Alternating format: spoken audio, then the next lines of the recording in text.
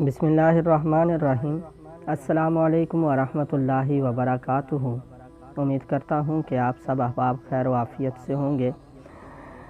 حالیہ دنوں میں سویڈن میں جو ہمارے جتنے بھی مسلمان بھائی ہیں سب کی دل آزاری کی گئی، ایک آزادی کے نام پر ہمارے مقدس کلام پاک کو نظر آتش کیا گیا۔ اس کے لیے میں نے ایک نظم لکھی ہے جو آپ احباب کی گزارش کرتا ہوں، سنیے گا۔ میرا ملک جس نظریے پہ بنا وہ نظریہ دین اسلام ہے، میرا ملک جس نظریے پہ بنا وہ دین اسلام ہے، سنا ہے میرے ملک کا سالار حافظ قرآن ہے۔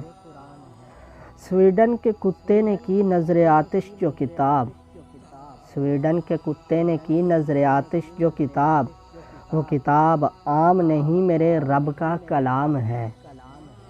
جو قرآن کی حفاظت کے لیے نہ بولے، جو قرآن کی حفاظت کے لیے نہ بولے، تو بتاؤ بھلا وہ بھی مسلمان ہے۔ مجھے گلہ نہیں میرے ملک کے حکمرانوں سے، مجھے گلہ نہیں میرے ملک کے حکمرانوں سے، مجھے شکوہ ہے میری فوج کے جوانوں سے۔ کہنے کو تو ہم ایٹمی قوت بھی رکھتے ہیں، دکھانے کو میزائل نصر اور شاہین بھی ہیں۔